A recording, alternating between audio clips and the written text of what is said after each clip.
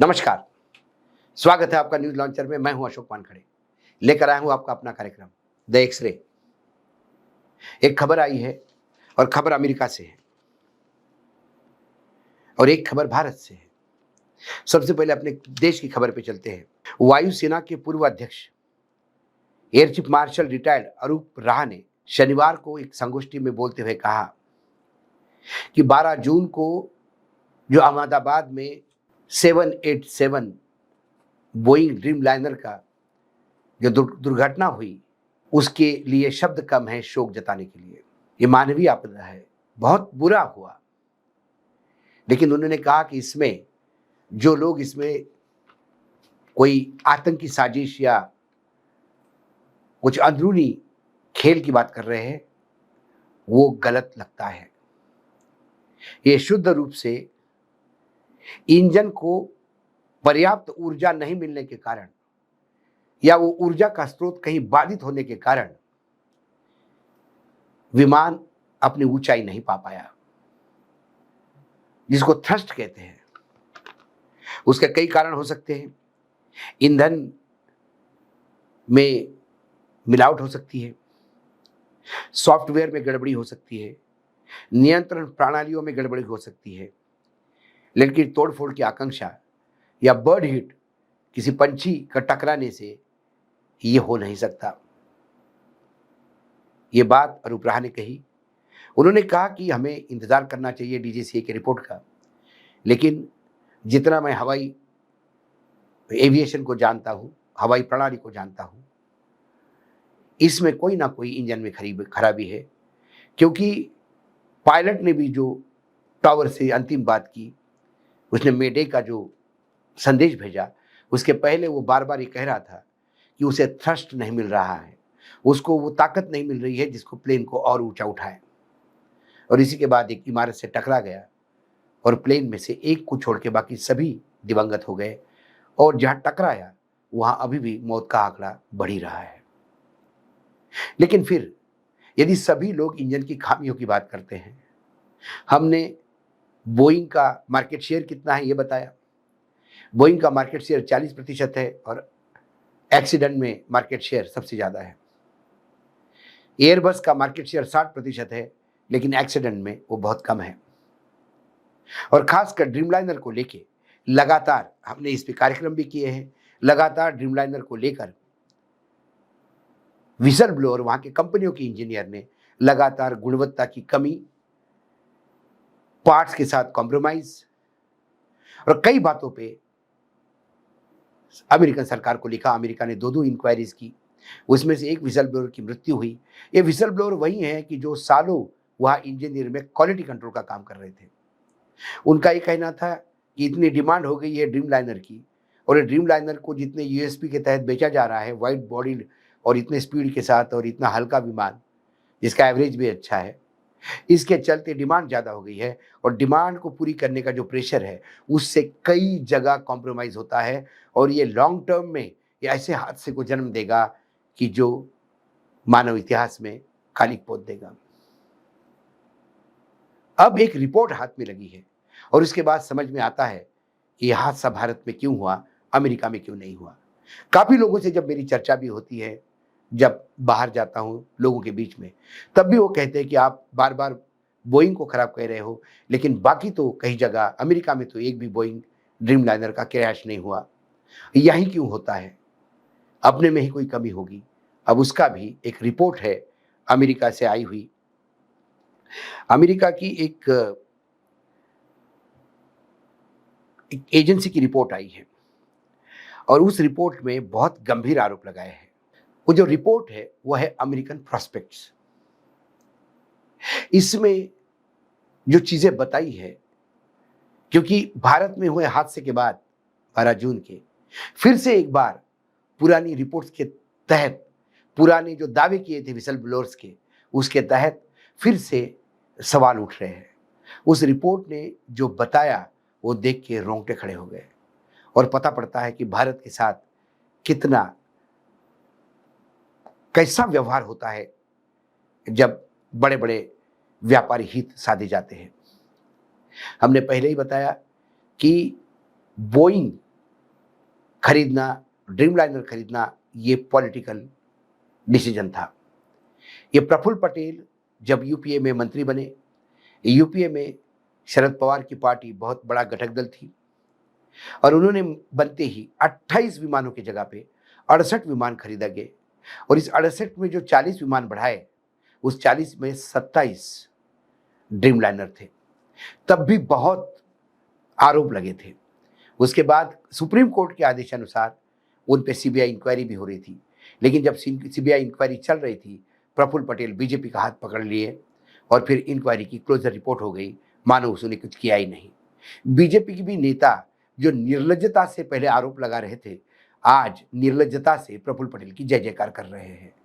मरने वाले का कोई किसी से लेना देना नहीं। अब वो ड्रीमलाइनर जब उन्होंने खरीदे, उसके बाद जब सरकार आई नरेंद्र मोदी जी की, तब उनके भी जो एविएशन मंत्री थे, उन्होंने भी बहुत लताड़ा ये बोल के कि जब जो कंपनी 40,000 का कर्ज है, जिसके ऊपर 7,000 करोड़ का घाटा है, उसे ये प्लेन लेने ही नहीं चाहिए थी। सरकार ने को तब बताया गया था कि विदेशी रूट पे ये प्लेन चलेंगे, जो ज़्यादा ज़रूरत है, लेकिन हमारे 59 में से 57 विदेशी रूट लॉस में थे, जो हमें बंद कर देने चाहिए थे। ये बोलने वाले मंत्री ने भी 1 महीने के बाद फिर 5 ड्रीमलाइनर खरीदे। लेकिन ये ड्रीमलाइनर भारत में आए कैसे? ये जो रिपोर्ट है अमेरिकन प्रॉस्पेक्ट्स, इस रिपोर्ट में 2009 से 2016 तक सिंधिया किचन्स नाम की क्वालिटी मैनेजर बोइंग के साथ काम कर रहे थे। उन्होंने आरोप लगाया था कि इसमें गंभीर डिफेक्ट्स है और ये गंभीर डिफेक्ट्स जो है, इसके चलते आने वाले समय में ये प्लेन घातक साबित होंगे। जो दुर्घटना में हमारे यहाँ जो विमान शामिल हुआ, जिस विमान की 787 की जो बोइंग हमारे यहाँ क्रैश हुआ, उसको जनवरी 14 को बोइंग की एवरेट वॉशिंगटन फैसिलिटी से एयर इंडिया को हस्तांतरित हुआ था। इसके जो पूंछ है, जो टेल बोलते हैं एरोप्लेन की, उसका निर्माण चार्ल्सटन फैसिलिटीज में हुआ था और इसी चार्ल्सटन फैसिलिटीज पर आरोप था कि उन्होंने क्वालिटी पे बहुत कॉम्प्रोमाइज किया और ये हादसे को निमंत्रण दे सकता है। जब अमेरिकन फैसिलिटीज ने इसी किचन्स के आरोपों का हवाला देते हुए जब बोइंग के अधिकारी को ये पूछा कि कंपोजिट फाइबर एयरफ्रेम के उपयोग को लेके देश के सभी बड़े इंजीनियर, एविएटिक लोग इसके खिलाफ है, फिर भी आप इस पे काम कर रहे हैं, और जो लगातार आप पे आरोप लगते हैं क्वालिटी कंट्रोल का, और एक खासकर जो टेल चार्ल्सटन फैसिलिटीज में बनी है, वहाँ की जो प्लेन्स के खराबी के बारे में है, तो उसके बारे में आपका क्या कहना है? तो उन्होंने ये कहा कि आप चिंता ना करें, जिन प्लेन्स को लेकर आरोप लग रहे हैं, हमने उसके बाद अपना आपको सुधार दिया है, लेकिन जो 6 प्लेन बने हैं वो अमेरिका में उपयोग में नहीं लाए जाएंगे। हम इस बात का ख्याल ध्यान रख रहे हैं कि इसको विदेश में बेचे जाएंगे। विभिन्न देशों से जो हमारे पास मांग आई है, उस पूर्ति के लिए ये 6 विमान भेजे जाएंगे और वो 6 विमान भारत में भेजे गए थे, ऐसा अमेरिकन प्रॉस्पेक्ट की रिपोर्ट कहता है। तो क्या बोइंग को मालूम था ये विमान खराब है, जो अमेरिका में यूज नहीं करने थे, इसलिए भारत को भेज दिए? क्या भारत उस दुय्यम दर्जे का देश है जिसके साथ कोई भी कभी भी कुछ भी कर सकता है?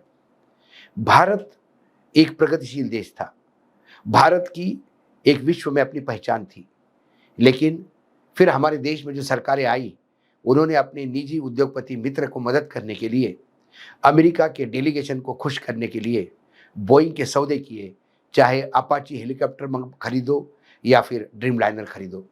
इसी ड्रीमलाइनर पे जब ये रिपोर्ट आई अमेरिकन प्रॉस्पेक्ट्स की, क्या अमेरिकन प्रॉस्पेक्ट्स की रिपोर्ट पे भारत सरकार बोइंग को सवाल पूछेगी?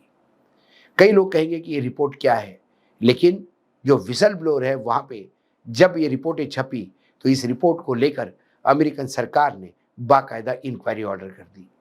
अमेरिकन सरकार इन रिपोर्ट को सही मानती है, लेकिन जिस अमेरिकन सरकार के सामने हम नाक रगड़ते हैं, वहाँ की रिपोर्ट को हम नकारते हैं, क्योंकि हमें अपनी चमड़ी बचानी होती है। ये जो 270 के आसपास की जो लोग मरे हैं इस दुर्घटना में, और आंकड़ा अभी भी बढ़ सकता है, इनके मृत्यु के हत्यारों को देश कब सजा देगा? ये डील करने वाले, अमेरिका में रिजेक्टेड प्लेन भारत में लाने वाले, क्या ये हत्यारे नहीं हैं? ये सवाल जब मैंने स्टेटमेंट को देखा इस तरह से, तो ये सवाल मेरे सामने आया। ये सवाल बहुत तीखा है, हो सकता है कईयों को इसकी तकलीफ होगी, लेकिन उन 270 लोगों के परिवार की पीड़ा के आगे इनकी तकलीफ नगण्य है, इसकी कोई औकात नहीं। इसलिए सवाल पूछिए अपने आप को, क्या हमारा देश इतना गया गुजरा है कि डिफेक्टेड चीज़ें हमें बेची जाती है और हम खरीद कर बेचते हैं? लेकिन जिस अमेरिका ने ये सोच के भारत को दिया, उसमें विदेशी नागरिक भी गए, उसमें कनाडा के भी गए, उसमें यूके के भी लोग गए, बाकी देशों के भी लोग थे भारत के साथ साथ। भारत ने कभी भी किसी भी देश के किसी भी नस्ल के साथ ऐसा भेदभाव नहीं किया। जो भी है, इंसान है तो इंसान है, चाहे किसी भी धर्म का, किसी भी नस्ल का। यही हमारी भारत की सनातन परंपरा है, यही गौतम बुद्ध का देश हमको सिखाता है। लेकिन जब अमेरिका को माल बेचना था, तो उन्होंने भारत को कबाड़ा बेचा। यदि हम ये कहेंगे तो क्या ये गलत होगा? आज एक सिर्फ इतना ही, कल फिर आता हूँ किसी विषय के साथ। तब तक के लिए नमस्कार। देखते रहिएगा न्यूज़ लॉन्चर।